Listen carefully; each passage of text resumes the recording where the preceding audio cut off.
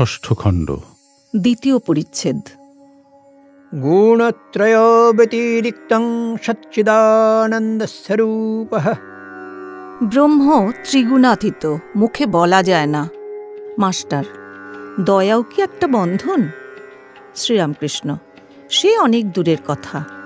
দয়া সত্যগুণ থেকে হয়। সত্যগুণে পালন, রজগুণে সৃষ্টি, তমগুণে সংহার।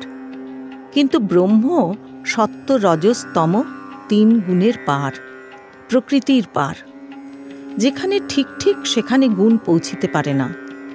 চোর যেমন ঠিক জায়গায় যেতে পারে না, ভয় হয় পাছে ধরা পড়ে।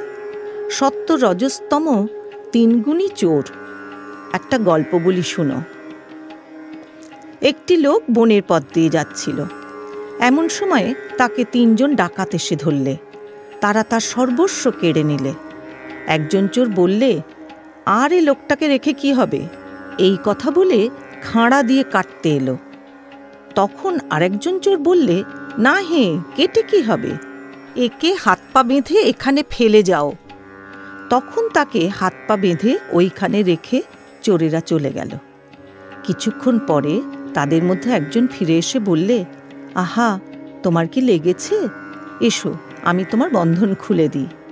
তার বন্ধন খুলে চোরটি বললে, আমার সঙ্গে সঙ্গে এসো, তোমায় সদর রাস্তায় তুলে দিচ্ছি।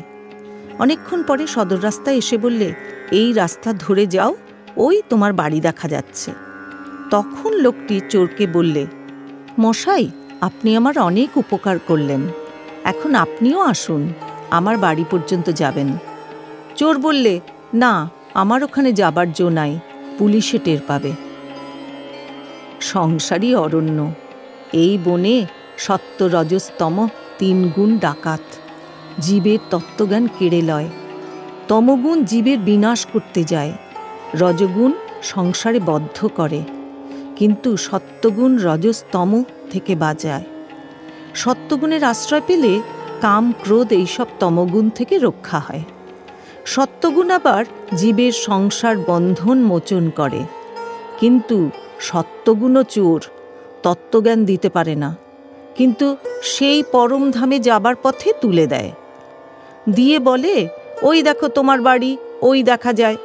যেখানে ব্রহ্মজ্ঞান, সেখান থেকে সত্যগুণ অনেক দূরে। ব্রহ্ম কি তা মুখে বলা যায় না। যার হয় সে খবর দিতে পারে না। একটা কথা আছে, কালাপানিতে জাহাজ গেলে আর ফিরে না।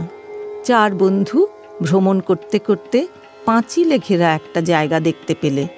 খুব উঁচু পাঁচিল, ভিতরে কি আছে দেখবার জন্যে সকলে বড় উৎসুক হলো। পাঁচিল বেয়ে একজন উঠল।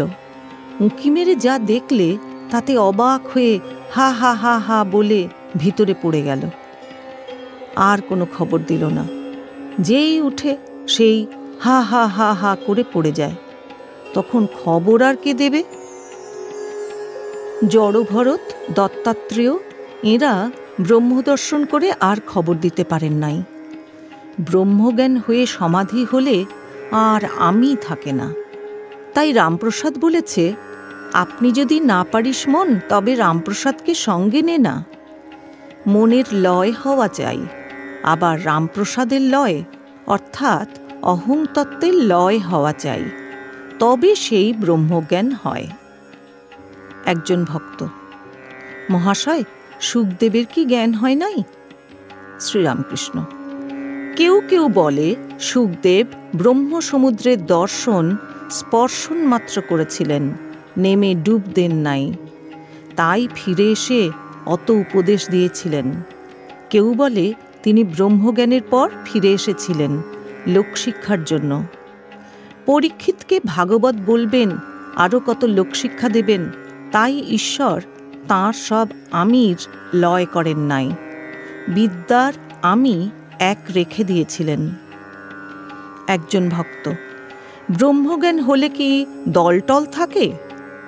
শ্রীরামকৃষ্ণ, কেশব সেনের সঙ্গে ব্রহ্মজ্ঞানের কথা হচ্ছিল। কেশব বললে, আরও বলুন। আমি বললুম, আর বললে দলটল থাকে না। তখন কেশব বললে, তবে আর থাক মশাই। সকলের হাস্য। তবু কেশবকে বললুম, আমি, আমার, এটি অজ্ঞান। আমি কর্তা, আর আমার এইসব স্ত্রী পুত্র বিষয় মান সম্ভ্রম এ ভাব অজ্ঞান না হলে হয় না। তখন কেশব বললে, মহাশয়, আমি ত্যাগ করলে যে আর কিছুই থাকে না। আমি বললুম, কেশব, তোমাকে সব আমি ত্যাগ করতে বলছি না, তুমি কাঁচা আমি ত্যাগ করো। আমি কর্তা, আমার স্ত্রীপুত্র, আমি গুরু, এসব অভিমান, কাঁচা আমি, এইটি ত্যাগ করো। এইটি ত্যাগ করে পাকা আমি হয়ে থাকো। আমি তাঁর দাস, আমি তাঁর ভক্ত, আমি অকর্তা, তিনি কর্তা। একজন ভক্ত, পাকা আমি কি দল করতে পারে? শ্রীরামকৃষ্ণ, কেশব সেনকে বললুম, আমি দলপতি, দল করেছি, আমি লোকশিক্ষা দিচ্ছি, এ আমি কাঁচা আমি।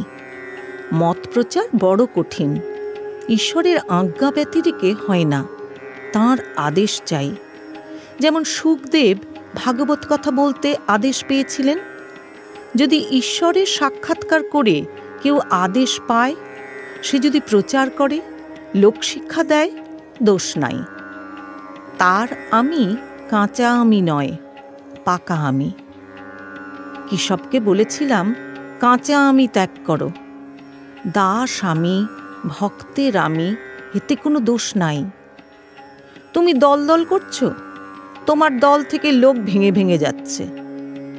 কেশব বললে, মহাশয়, 3 বৎসর এ দলে থেকে আবার ও দলে গেল, যাবার সময় আবার গালাগালি দিয়ে গেল। আমি বললাম, তুমি লক্ষণ দেখো না কেন? যাকে তাকে চেলা করলে কি হয়? আর কেশবকে বলেছিলাম, তুমি আদ্যাশক্তিকে মানো, ব্রহ্ম আর শক্তি অভেদ, যিনি ব্রহ্ম তিনিই শক্তি। যতক্ষণ দেহবুদ্ধি ততক্ষণ দুটো বলে বোধ হয়, বলতে গেলেই দুটো। কেশব কালী শক্তি মেনেছিল। একদিন কেশব শিষ্যদের সঙ্গে এখানে এসেছিল।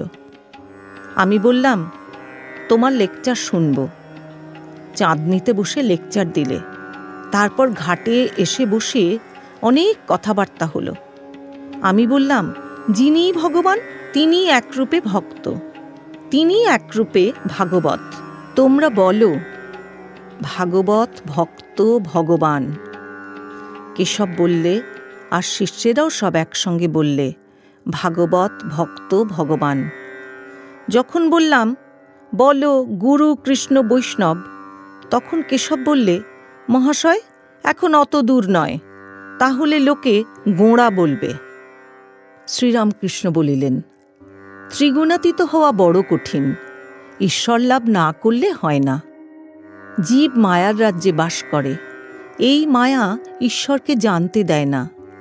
এই মায়া মানুষকে অজ্ঞান করে রেখেছে। হৃদে একটা এঁড়ে বাছুর এনেছিল, একদিন দেখি সেটিকে বাগানে বেঁধে দিয়েছে ঘাস খাওয়াবার জন্য। আমি জিজ্ঞাসা করলাম, হৃদে, ওটাকে রোজ ওখানে বেঁধে রাখিস কেন?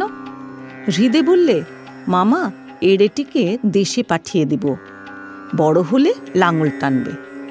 যাই এ কথা বলেছে, আমি মূর্ছিত হয়ে পড়ে গেলাম।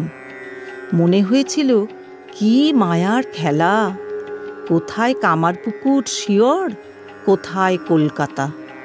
এই বাছুরটি যাবে ওই পথ, সেখানে বড় হবে, তারপর কতদিন পরে লাঙল টানবে। এরই নাম সংসার, এরই নাম মায়া। অনেকক্ষণ পরে মূর্ছা ভেঙেছিল।